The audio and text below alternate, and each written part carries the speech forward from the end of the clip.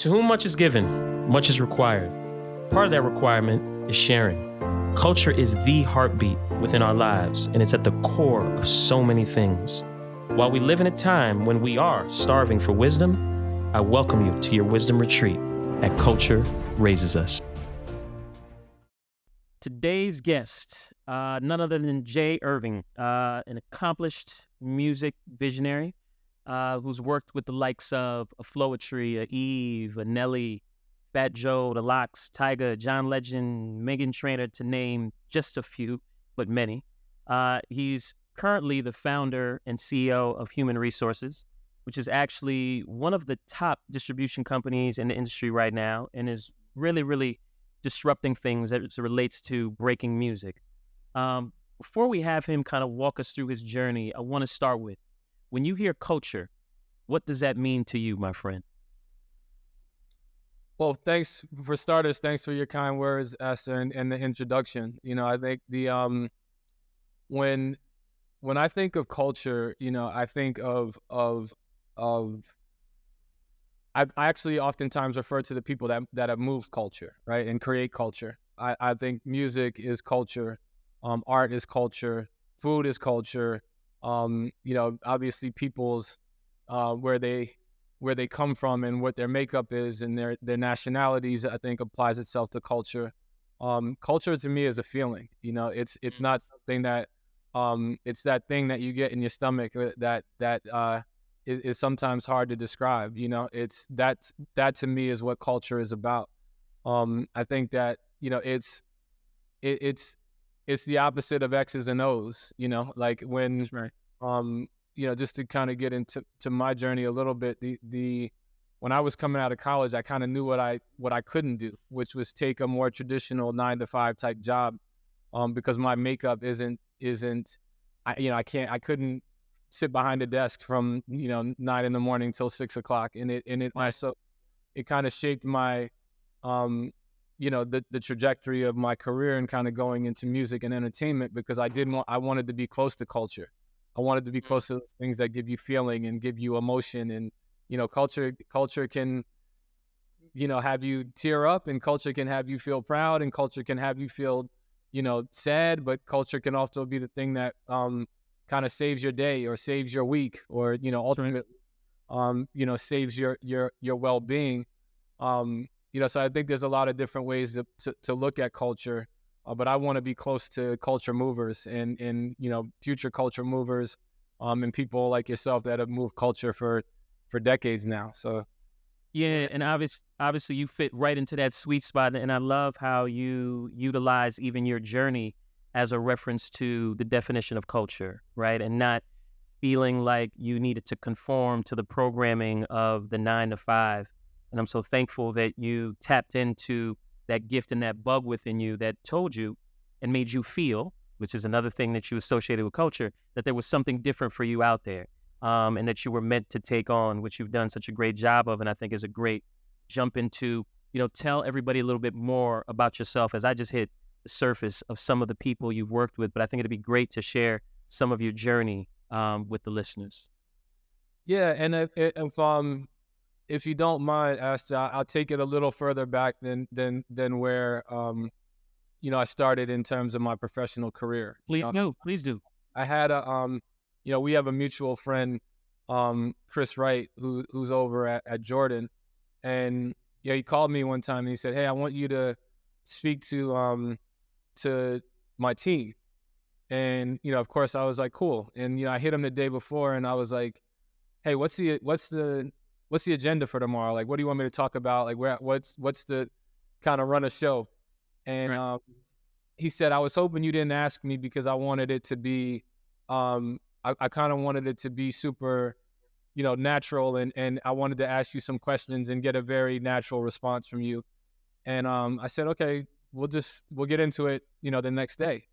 And he started to ask me about some of the hurdles that I had in my life, and it was, I even got emotional a bit and, kind of dug into some things that I never would have touched on and talked about with that group of people. And when we got off the call, he was like, I did that because I want to encourage you to speak on those things more, right? And as a friend, he knew that I needed to. And and oftentimes because of, and I rarely even bring it up, but oftentimes because of who my father is, there can be some confusion about my trajectory, or kind of what some of the hurdles that I had to get over, and it's, my mom is from Winston-Salem, North Carolina, so from the mud. My dad ultimately is from Hempstead Projects, and he actually played basketball in a different era, right? There wasn't $100 million contracts, and there wasn't some of these things that exist now. So, between the city living project background of my dad and the Southern values of my mom, that's where I was shaped, and those are the kind of values that I was given and the work ethic that I was given. And, ultimately along the way, I lost a brother to drugs. I have an older brother who still is a drug addict and lives in the street. And you kind of, I put a lot of my, instead of dealing with those things, I kind of put it into work, and just kind of keep it on, and just said I have to focus. But it also made me strive harder, to work harder, to become, to be more successful, to become, a better friend, a better brother, a better advocate for certain issues. And I started, like I started to touch on earlier, when I was coming out of college, I looked around at my friends, and Chris in particular. Chris had gone every summer to intern. He was interning with Reebok when we were in our last year of college. And some of my other friends kind of knew what they were going to do. And I was a little confused, and I was like, all right, I don't know what I'm going to do. I kind of know what I can't do, but I don't know really what I'm going to do. And I always had a passion for music, and had a buddy who was working in the music business named Charles Suit, and he encouraged me to go into music management, and felt like management was a way where you can learn every aspect of an artist's career, right? Because some days you're therapist, some days you're, your father, your big brother. Exactly, and you have to wear all of these hats, but you're dealing with the label, you're dealing with the lawyer, you're dealing with the business manager, you're dealing with marketing, you're dealing with making music, making albums. And he felt like that was a good way for me to learn the entire music business, and then I could figure out where I wanted to sit. And I ended up, being a manager for 20 years, partnered with a guy named Troy Carter, who was a Philly guy as well. But one of the smartest people I know, one of the most forward-thinking people that I know. And, we got blessed, early to sign some really big acts and really be in the game in a real way. And then, it was about educating myself as much as I could, because at the time I was what we later described as, a homeboy manager, just friends with some of these artists. And I didn't really know what I was doing. I was just kind of winging it.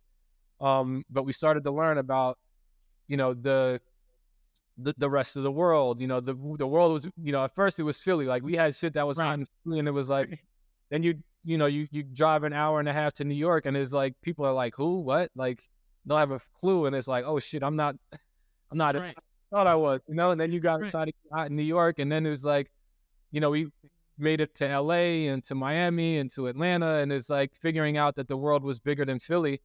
But then we realized that the world was bigger than the United States, and we started to look at, opportunities outside of the U.S. and, just really continued to educate myself as a manager.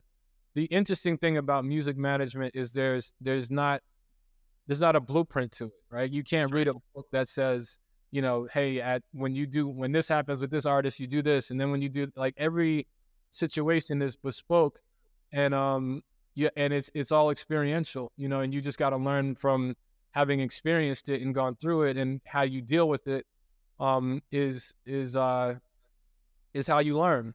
And I was a manager for over 20 years, and more recently, Troy and I decided to shut down our management company, And I kind of sat on my hands for a second, figuring out what I wanted to do next. And, quickly realized, how much credit is currency, because, Troy's much better at, you know, presenting himself, being the face of our business, the way in which he's politicked with the who's who and put himself in front of, being that person that is on the precipice of technology and music, and where those two intersect, and did a really amazing job of branding how smart, sophisticated, forward-thinking he is. And that was a tougher task for me. And I wasn't, the beauty of our partnership is I always got to do what I loved, and I got to, stay in my respective lane and do what I loved, and I didn't have to do a lot of the frontward-facing things that Troy has done. But I realized when we shut down our management company, I had no offers for jobs. I didn't, I wasn't highly sought after. I was forced back into being an entrepreneur. It wasn't by choice necessarily. And I ultimately decided to start a distribution with label services company called Human Resources. And, we did Brent Fayez and this kid Pink Sweats from Philly. We did the YBN crew and others. And labels started reaching out, and ultimately I ended up doing a deal with Sony, where they came in and acquired my business. And I stayed on. I'm still on running the business. But it was a win for, back to your original question of culture. It was a win for the culture. My team was 100% people of color. We're primarily, young folks, non-traditional hires. I didn't go and find, who's the person from this, internship program, or who had, this opportunity or that opportunity. I wanted to just have folks that were passionate, and that were and really would work hard, and also people that were in and of the culture, and that could give me that lens and that kind of point of view. And that's how we built our team out. And we were able to take our entire team with us to Sony. Sony's also supported me. Sony and the Orchard have also supported me in hires that I've made, in hiring, more, people of color. So it's been a good experience, so a great experience so far, and I've learned a lot. It's my first time kind of being on the inside, so I've learned a lot from that side of it. But it's kind of my long-winded answer of no, and I'm so grateful. I'm so grateful that you gave all that for so many reasons. One, I'll start with, and I'm going to be all over the place because you said so much that I want to touch on. The first thing is, as I listen to you, I'm getting this notion of experience is a hard teacher, because she gives the test first and the lessons afterwards, which I think you are a complete reflection of that, right? I also think something that you mentioned made me think of, not all who wander are lost. Yeah. Right? You talked about your early journey and the early beginnings when you didn't know what you wanted to do, right? You didn't figure it out like seemingly everybody else did. But I applaud Chris for also challenging you to speak to the journey and the adversity, because one of the things that I share a ton with the youngins, as I call it, or just people in general, is look, welcome adversity, because that's what really makes what makes the journey what it is. If you have no adversity, that means you're really not ruffling the right feathers. We're supposed to have the haters. We're supposed to have the challenges, because we're pushing something that needs to be changed, shifted, addressed. And so I applaud Chris for bringing that out of you, to remind you of the things that you had to persevere through, the challenges, the where we come from, to then figure out what it is you're going to tap into and do. And, I've known you for years, and I've watched you move the needle in a very quiet, humble way, right? And when I saw you jump out to do your own thing in the distribution space from a management side of things, it brought a great deal of excitement for me, because I knew your goal wasn't just to be in something, right? And I knew this was going to be another opportunity for you to move the needle. And my hope is to assist with ensuring that we kind of share this great work and this vision for many to be cognizant of, because you represent what I feel is an evolution of music culture right now with what you're doing, which is huge.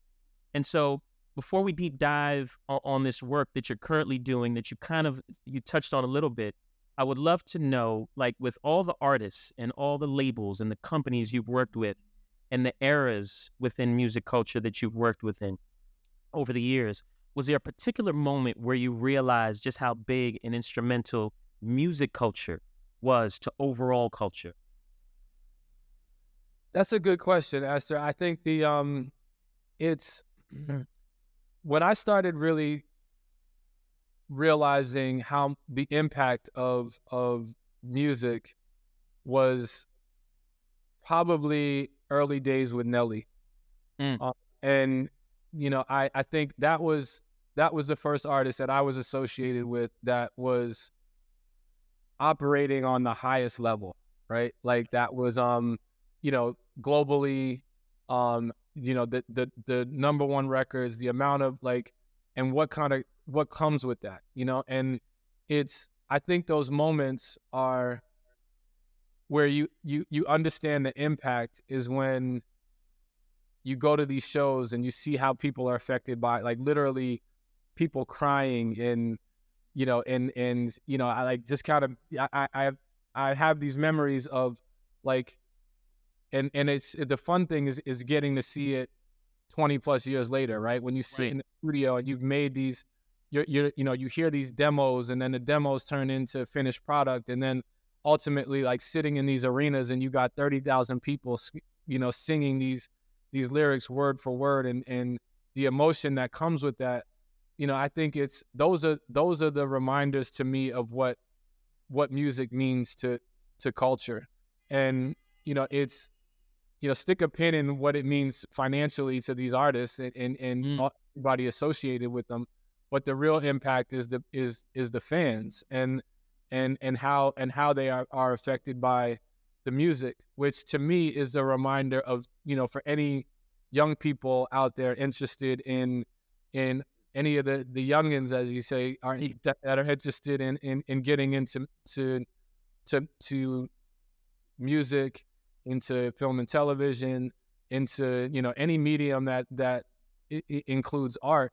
It all starts with the art, right? It starts with the song. The song always wins every time. The song wins every single time. And if whether it's painting or like acting or whatever it is, like I always encourage young people to master the craft, master the art. It's and that's why I have to have people around me that I trust, because some of this young stuff I might not hear it.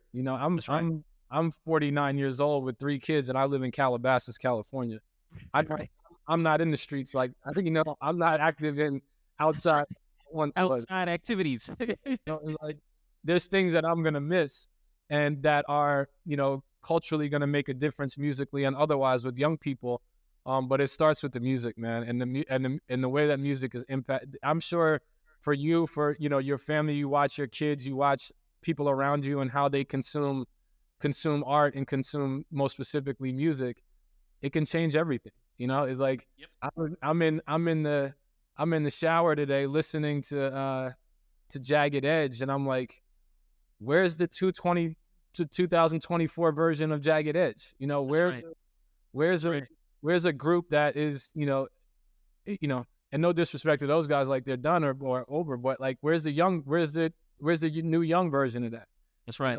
The kids that got some, that have some swag, and that has, and make those like real R&B, walk right out of heaven records, and what I'm saying? Like, so it's like, that's how I started my day, and just listening to them and them coming on a playlist that I had on, it's it changes everything about how you move and what's right.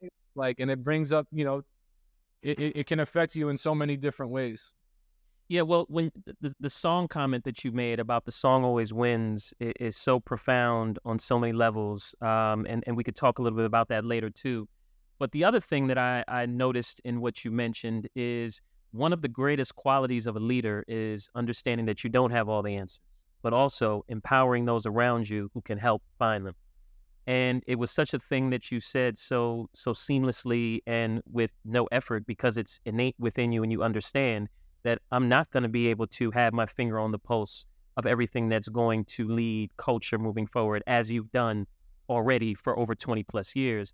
But it's your job to now empower those who will have that finger on the pulse and allow them a space to provide that insight to get to that place. And again, it sounds so simple, Jay, but it doesn't happen. I mean, so many leaders have these insecurities about thinking they need to have the answer to everything. And if they don't, then they are not a true leader, where I feel it's the complete opposite. And you just said it so eloquently and perfectly as to what a true leader should bring to the table. And that is providing a space and empowering those around them. And so I look at, you launching human resources. I think this is obviously a reflection of that as well, right? How do you bring along, and you said Sony brought the whole team in, right? Which sounds like it was a big thing for you. What was your vision for it, and the void in the industry that you kind of wanted to address with it? Ownership is really what I wanted to address, and legacy. When we shut down our management company, I was kind of sitting on my hands figuring out what I wanted to do next, and I started to think about legacy. And I'm proud of the list of artists, and some of which you ran off when we started, that I've worked with over the years. I'm proud of that, right? And I'm proud of those artists, and I'm proud of what we accomplished. But I also don't want my legacy to be, oh, he was a used to manager. He used to manage this guy. He used to manage that guy. He used to manage part. And I felt like with ownership, most specifically, and around distribution with services, there is an opportunity for us to continue to educate our community about ownership, right? When we were coming in the game, as you know, Astor, it was all about getting a record deal, right? Boom. And that's all we cared about. We felt like when you got the record deal, you were lit. And, when you think about it in hindsight, it's like, oh, when you go to this company and they cut you a little check and you give them all of your rights, for X amount of years, and these albums, this art that you've created in perpetuity, and, they're going to participate in your merch and your touring and your this and that, and they're going to own your name, image, and likeness when you peel it back, it's like, hold on, we gave up all of that for that? That part. It's like, one of my shiny objects. We gave it up for the shiny short-term objects. Yeah. And one of my buddies and I were talking recently about, ownership, and we talked about Justin Bieber sold his catalog for $200 million, right? Okay. His entire catalog deal, $200 million that he got. This just feels like an amazing deal, right? But you look at Andy Warhol sold one painting last year for $180 million. How about that? Because his estate owned it. And that's the value in that one particular painting. So when you look at if Andy Warhol had owned all of his, paintings and his quote unquote masters, it's a multi-billion-dollar acquisition, and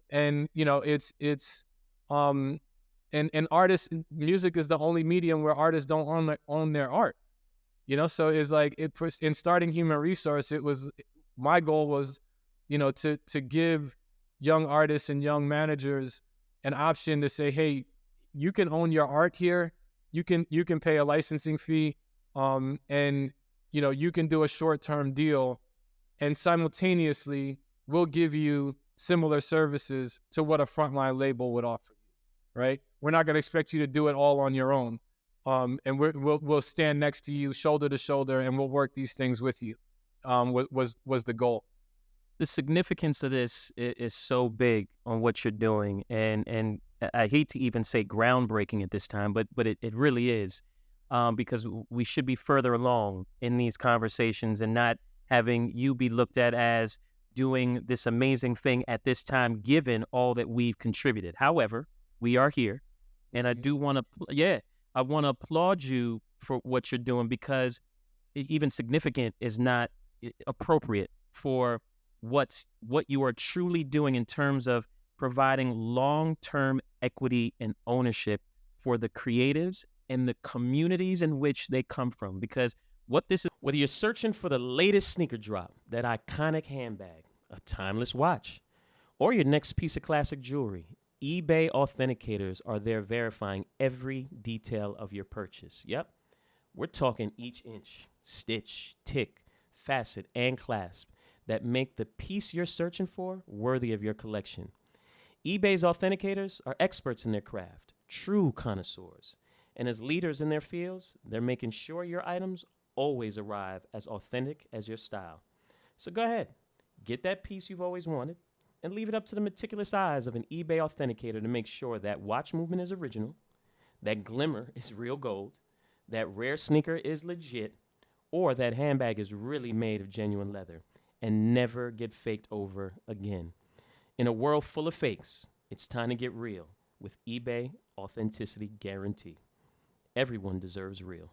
Visit ebay.com for terms. The infectious snowball effect, right? This hopefully becomes the new model that people coming from communities that we came from now look at and say, okay, no, when I get in, it's not about just getting the deal, getting the car or the crib that they're going to put me in for the 6 months. It's like, no, I need the long-term ownership that gets us to those Andy Warhol conversations, right?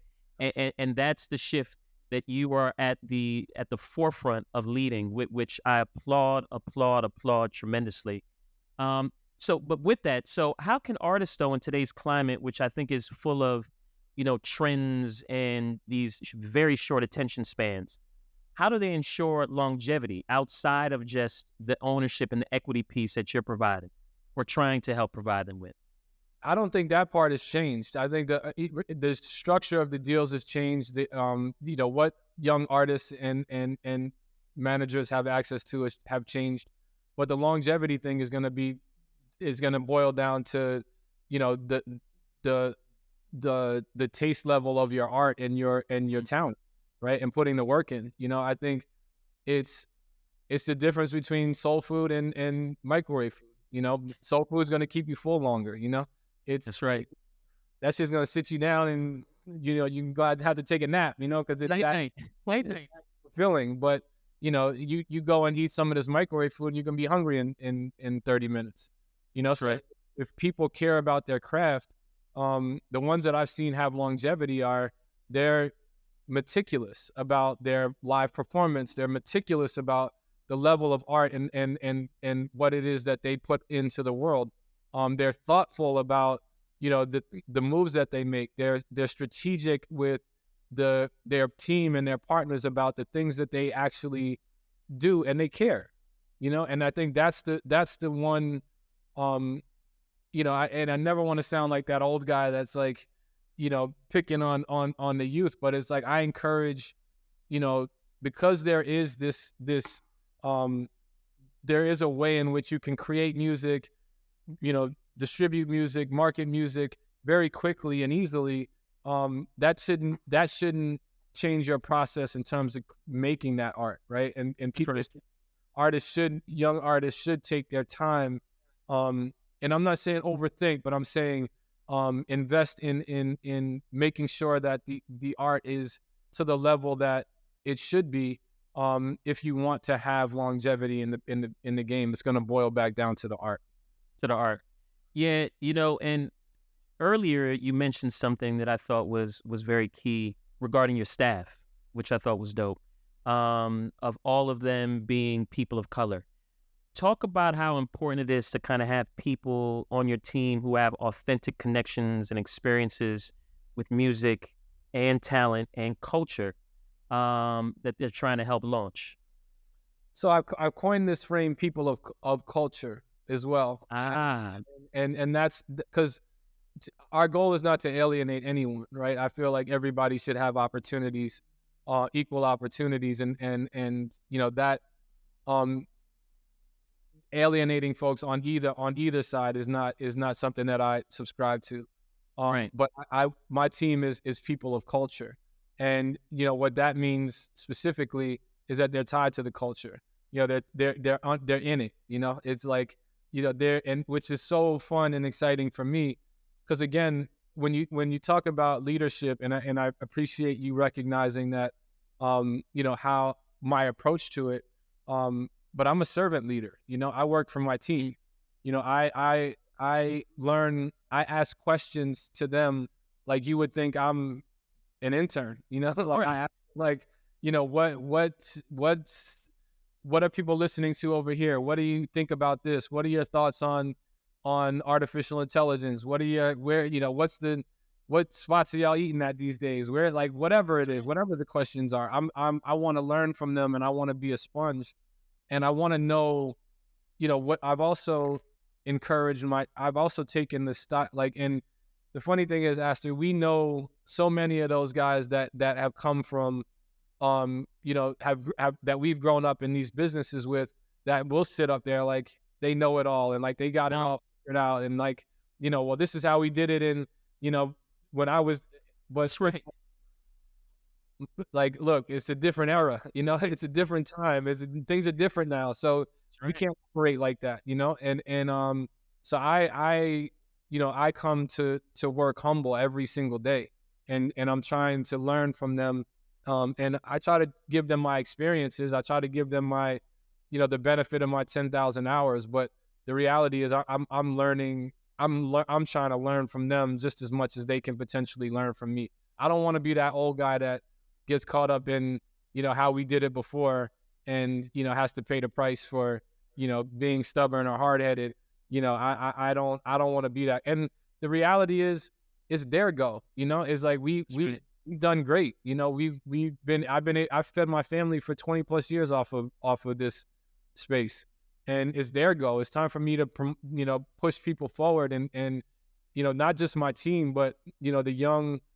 I try to help all of them as much as I can, because it keeps me in the game. That's right. That's to me. That old guy over there helped me do this, and I got, when I come back from my favor or my ask, or so selfishly, it keeps me in the game, where I can lean back into them for for that simple favor that I did, or layup, or assist here or there, or even just some words of advice. So I try to do it as much as I possibly can. But there's so many young guys that I'm so impressed with in terms of how they're moving, how they're building their businesses. It's fun to watch. Yeah, and the servant leader that you mentioned, which is another one I'm sure you've coined, was, again, another thing that I'd like to extract, because I think, well, we're all servants doing God's work with the gifts that we've all been given, right? And thank God that many of us, our songs get played, which unfortunately not everybody's song gets to get played. But as a servant leader, I just look at the very strong correlation between us and doing God's work. So I'm so glad that you said that way. And the sponge-like thing, which I never forget, Nike, that was such a big thing when we started working at Nike. Be a sponge. You got to be a sponge. And as much as they said it, I was like, okay, I get it. But then it really makes sense. You do want to be a sponge for the majority, if not all, of your life. There should never be a time when you can't sop up some more information, insight, or guidance. And so as I listen to you make that comment, I think, all right, what are some of the negative experiences or tropes, in the music industry that you've intentionally set out to fix? And I kind of feel like your comment about the servant leader is one of them, but I'll let you provide some context. And what industry bad habits do you think still need to be kind of solved for at scale? Well, for starters, I want to say that I appreciate you tying the servant leader piece back to my faith, because that's where it begins. I think the biggest issue that I've seen in music that I think still exists, and I've tried to do as much to advocate as I possibly can, is the way that women are treated in the music business. I don't think that there's enough respect, appreciation. There's not enough uplifting. There's not enough senior leadership positions that are made available for women. And then when you go beyond that and you look at women of color, it's tough. And I still see men not value women's opinions as much as they should, not support them or position them as they should. And it was I've watched it for a very long time, and I felt a way about it for a very long time. But it became more real when my daughter started talking about being in the music business, Mm. and I'm like, hell no, and when that. yeah, I'm like, hell no, and I had to think about why, and then I had to check myself on not walking the walk as much as I should have over the years, right? Mm. Like when we look at what we asked from our, when we were talking about, during what transpired with George Floyd or Ahmaud Arbery or some of these other things, and some of my counterparts who are genuinely good people were, asking what they could do to assist or what they could do to help, or, and my response oftentimes was like, if I was getting jumped across the street, what are you going to do? I need you to jump in. That's right. Jump in, get these people off me. Like, and in those rooms where I'm not in, and people are saying things or acting in a way that is racist, They need to jump in. Jump in. I want you to do something. I want you to speak up about it, right? And I had to check myself about that with females in music. Like, I need to walk the walk. I need to do more to change. I need to not allow you. I need to make space. And it was little things for me, Astor, like, hold on, like, let this woman finish her thought. Right. Like, or even for me, I'm sorry, I mean to cut you off. Let me. That's right. You got to be an example. You got to be an example. You know what's so funny that you mentioned that? Something that I learned recently, that I too started to become even more sensitive to these things with 3 girls, and ensuring that all the work that I'm doing in the world is setting the world up for them to be able to walk into it and be their unapologetic, authentic, amazing selves. And somebody brought something to my attention of, and I was listening to a young lady who was an executive and just sharing, when we get on these emails or in these conversations and everybody says, hey, guys, Right. like, but it's not all guys. And I was like, wow. And I do that so often. So I shut that down. It's no longer, hey, guys, when it's a room of mixed individuals. It's like good people or hey, team or those things, because it's the small nuances, like you said, and that's where we got to start. So I just want to jump in because I'm right there with you on it starts with the small things of being the example. And I told my team, the young ladies on my team, I told them, like, look, pull my coattail, Yeah. like it was I was referring to a group of young ladies that we work with, and I kept calling them the girls. And after the meeting, one of my teammates said, hey, that's you shouldn't call them the girls, and even if they don't, even if they're not offended by it, but the way in which you refer to them will say a lot about you, meaning me, right? And it was like, that's exactly why I encouraged my team to speak up, because I wouldn't have thought twice about it, and using the proper adjectives and like just all of those things that become, different, like that we don't think about as much as we should. Those things are front of mind for me, and when I see someone, not treating a woman as they should be treated or giving them the respect that they should, I'm speaking up about it. And I'm like, this young lady did this person did this, she did this, like, in giving that proper credit where it's due. But to me, that's part of the music business or entertainment business that still is far behind where it should be in 2023. Yeah, and you're leading as being an example, which I love. To talk about the power of going independent and taking what I would say is probably the biggest bets on yourself. And I only ask this question because I think it's so necessary for others to hear what's possible outside of what we've all been programmed to think and do in terms of how we're supposed to maneuver through this thing called life. Yeah, the great thing about, so I give you an example. I had a conversation with a friend recently, and we're talking about, he asked me about the difference now between the music business now and the music business when I came in it. And my answer was the toolbox that these young artists have and young executives have. So his response was like, what do you mean by that? And I said, Well, let me age myself a little bit and tell you what my toolbox did not include when I came Right. to, right? We didn't have the internet. Mm. My, That part. my toolbox didn't have the internet. So we literally had to go city to city, state to state, country to country, hand to hand promo. It was, we had to do it hand to hand. We didn't, Yep. let alone social media, let alone the technology that, we had to figure out how to scrape up enough coins to get into a studio to make a record that you could essentially do on your iPhone right now.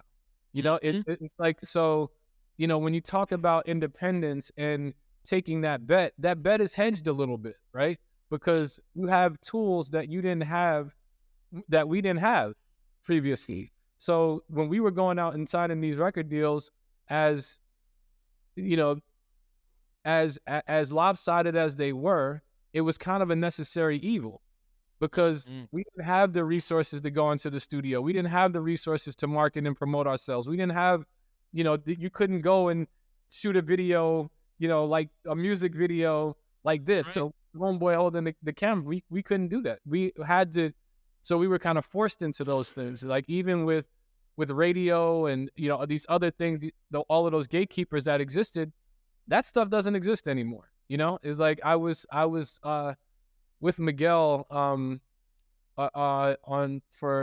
he had a show in LA, and we were chopping it up for a minute, and I was talking to him about the there's no expiration date on great, right? On classic music. It doesn't have an expiration date.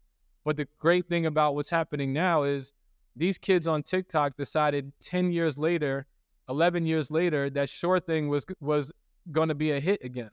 And guess what? It sits at 5 weeks at number one at radio.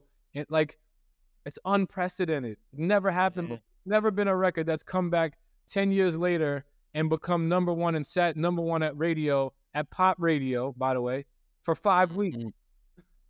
So, but it's like, it's young people decided, you don't tell us when this is going to be a hit again.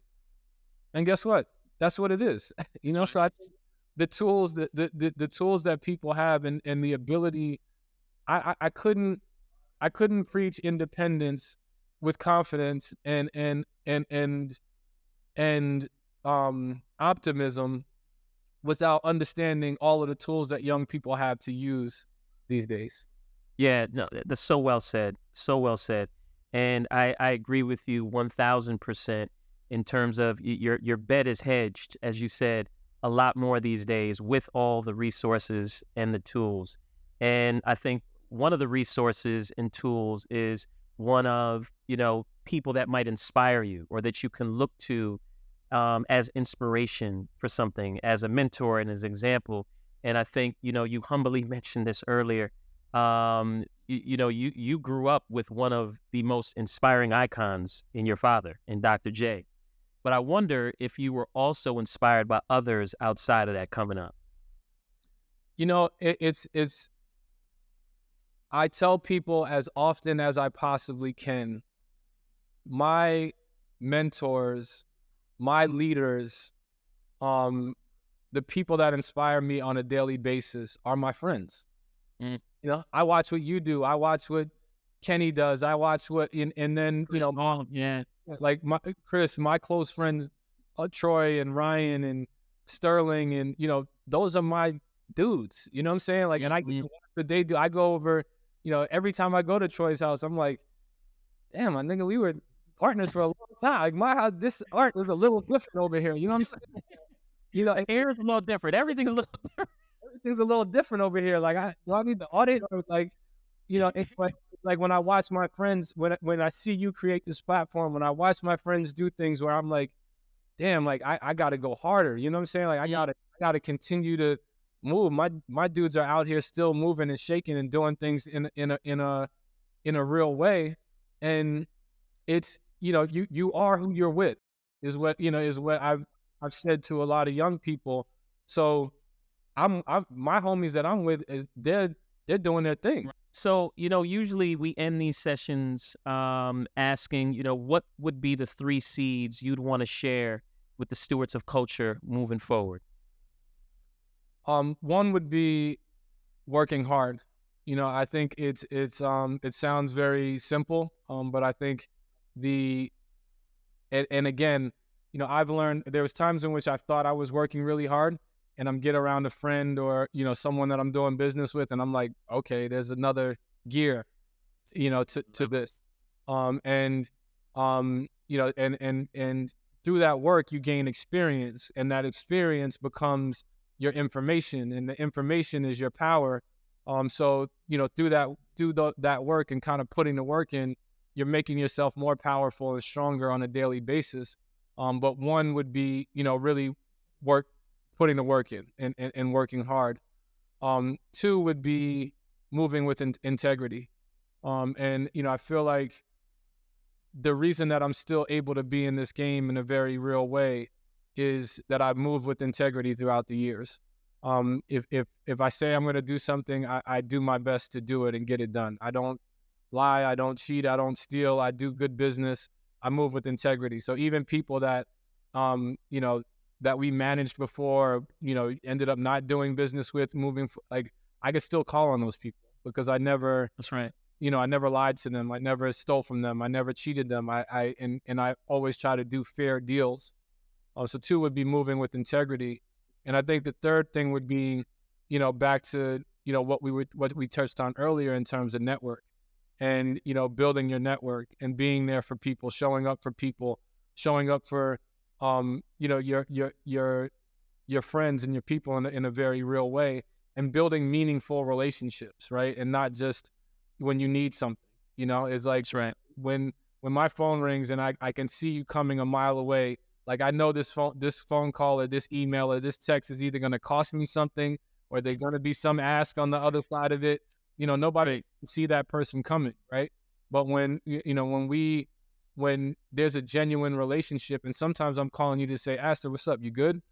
Like, That's right. You all right? Like, I was just checking in. I was just wanting to see if you were straight. Like showing up for your friends and your people and being there for them when they need you to be is sometimes time consuming. Sometimes it's going to pull you away from other things, but it's important because when you need those people to show up for you, they're going to be there for you. So Right. the third piece would be, build a solid network. And again, I can't emphasize how much you are who you're with. I want to spend time and I want to build with people that are like-minded, that are going to push me, steel sharpen steel. I want to be around people that are going to motivate me on a daily basis. And the great thing about the way that my life is set up is it's my friends, Right. that I get to do that with, and people that I enjoy being around, I enjoy talking to, and it's, that's what makes it all special for me and where I'm at. But that's a lot of years of building really genuine relationships. Yeah. And so, I got to thank you for being very intentional with your integrity, and sharing those 3 seeds, which are spot on with who you are. And I'm glad you're sharing them with others.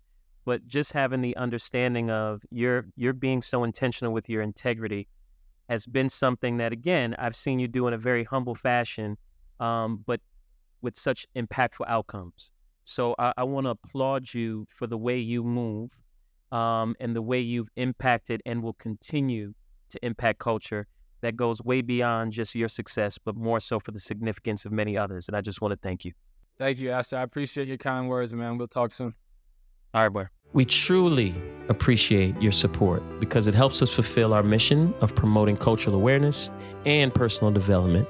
Please click the subscribe button below to help ensure and solidify our mission.